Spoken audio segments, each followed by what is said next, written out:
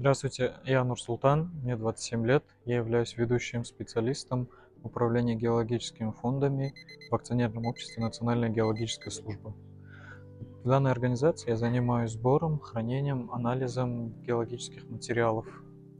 Вообще, если говорить про спутниковую съемку, она нисколько не изменила, скорее улучшила, именно усилила текущее состояние геологических материалов.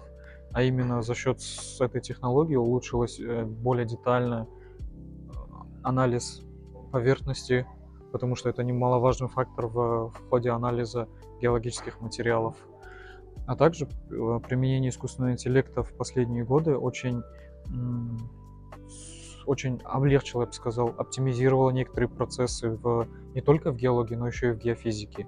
Потому что рутинные задачи, потому что сложные такие вычислительные моменты с применением искусственного интеллекта улучшили текущую геологическую ситуацию. Готов также отметить технологию Big Data, которая позволяет анализировать большой объем данных, так как большой объем данных, он всегда получается в результате геологических и геофизических исследований. А комбинация всех вот этих технологий очень хорошо скажется в перспективе на будущем в геологической сфере. Я считаю, что это будет в будущем для специалистов, для подрастающих молодых специалистов очень таким трендом, который всегда будет в интересе, так как очень много геологических материалов у нас находится в Республике Казахстан. Как я ранее говорил про использование технологий искусственного интеллекта за последние годы, я хотел бы также добавить про именно прогресс в использовании всех доступных мощностей даже на элементарных персональных компьютерах, которые позволяют обрабатывать очень большое количество данных. Если говорить про нашу организацию, то за последний месяц в научный наш блок очень сильно усилился. Идет сейчас потихоньку набор специалистов, которые не только разбираются в профессиональной среде, но еще и хорошо замотивированы. Да, получается, как вот молодых специалистов очень сейчас идет активный набор, которые имеют большую мотивацию, которые хотят развиваться именно в геологической сфере, потому что, как я говорил, что это очень сейчас в тренде и будет в тренде, так как появляются новые технологии, новые мощности, и в перспективе я считаю, что это можно будет еще дальше развивать научную среду в Казахстане именно по геологической отрасли. Сейчас для молодежи геология — это очень такая интересная сфера, которая, как я все время говорил и буду говорить, это развивающийся тренд для молодежи, которая очень сильно интересуется информационными технологиями. Они не только в Казахстане, но еще и в любой стране могут найти для себя сферу геологии, где именно будет использоваться его знания, его интересы. Потому что все равно это классно, когда вот такая древняя индустрия развивается. Ну, я как сотрудник фондов, это архив, у нас есть материалы советских времен, которые берут начало с 20 века. Когда вот ты читаешь вот эти старинные бумаги, старинные материалы, очень много всего полезного можно оттуда вытащить, даже с применением технологий искусственного интеллекта, который сможет каким-либо образом положительно повлиять на текущую сферу, на текущую деятельность. Даже, я бы сказал, вот эта вот технология как я говорил, Big Data, хранение данных. Сейчас как запускается проект по открытости, чтобы любой специалист мог получить доступ к открытой геологической информации.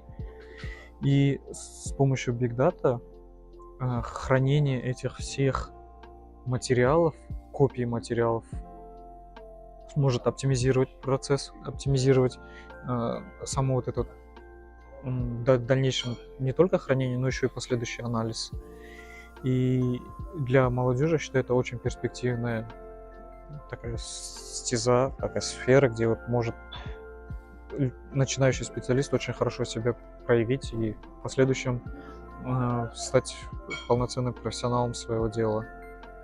Также хочу отметить, что текущее законодательство в сфере геологии, в сфере недропользования а, очень оптимизируется, очень переделывается под текущие тренды, под текущие технологии. Как я ранее отмечал, что геология — это древняя специальность, которая всегда развивается, которая всегда будет в тренде, потому что все равно недра Земли всегда нужны, всегда нужно анализировать их, всегда нужно делать с ними последующие, ну, вот все вот эти вот процессы. Да, полевые геологи всегда нужны, они всегда будут делать исследования непосредственно на поле, ну а также не стоит забывать про тех специалистов, которые будут все вот эти полевые данные анализировать. Так что вот я считаю, что вот это вот для молодежи это прекрасная возможность, чтобы она использовала свой профессионализм, свой интерес именно вот в сфере геологии, попробует пусть участвует в конкурсах. Не надо быть ограниченным только университетом, потому что все равно университеты, колледжи дают только базу. Надо пробовать на разных практиках, на разных тренингах, семинарах.